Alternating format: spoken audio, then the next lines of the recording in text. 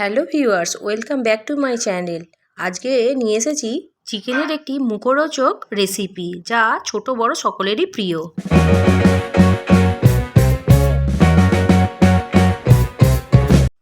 প্রথমে কিছুটা boneless chicken নিয়েছিলাম এবং তারপরে তাতে আদা, রসুন, পরিমাণ মতো হলুদ, লঙ্কা, জিরে গুঁড়ো ও পরিমাণ মতো লবণ দিয়ে নিলাম এবং এটাকে আলতো হাতে মেখে নিতে হবে এবং এটাকে ম্যারিনেট করে বেশ খানিকক্ষণ রেখে দিতে হবে। আপনারা চাইলে এতে লেবুর রসও দিতে পারেন। এরপর অন্য একটি পাত্রে ব্যাটার তৈরি করে নেব। তার জন্য প্রথমেই আমি কিছুটা কর্নফ্লাওয়ার নিয়ে নিলাম। এই কর্নফ্লাওয়ারের মধ্যে পরিমাণ মতো সেই একই জিনিস হলুদ গুঁড়ো, লবণ, জিরে গুঁড়ো, একটু আদা রসুন বাটা, লঙ্কা গুঁড়োও দিতে পারেন, সেটা যে যেমন ঝাল খাবে সেই বুঝে। দিলাম একটি ডিম। এরপর আলতো হাতে ফেটিয়ে নেব এই পুরো মিশ্রণটিকে। আপনারা বন্ধুরা আমাকে বলবেন তো, কে কে এই খাবার ছোটোবেলায় খেয়েছেন? আগেকার দিনে, প্রায় আমি বছর 5 আগের কথাই বলছি, তখনও হয়তো এই খাবারগুলো খুব একটা চল ছিল না। আমাদের তো শ্বশুরবাড়িতে এসে এইসব খাবার কোনোদিন খায়নি। তবে এখন ছেলে মেয়েদের চাপে পড়ে এই নিত্য নতুন কিছু মুখরোচক খাবার আমাকে প্রায়ই বানাতে হয়।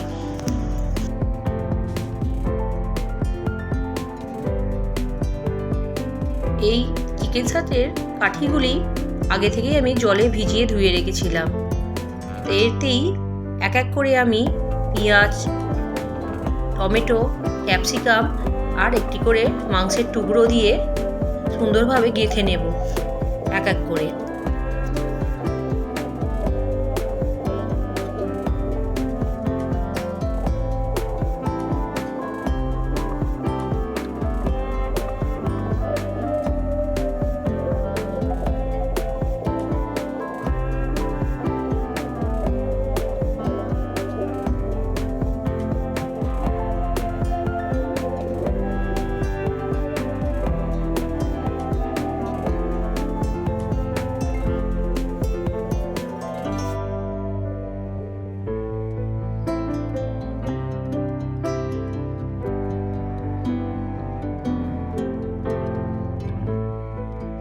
এইভাবে বেশ কতগুলি স্টিক আমি তৈরি করে নেব এবং ব্যাটারের মধ্যে সেটি রেখে দিলাম।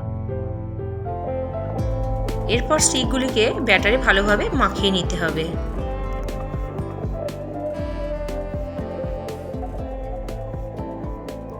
এরপর কড়াইতে তেল গরম হওয়ার জন্য বসিয়ে দিলাম। তেলটি গরম হতে থাক, ততক্ষণে আমি ব্যাটারটি থেকে একটি একটি করে গরম তেলে দিতে থাকলাম।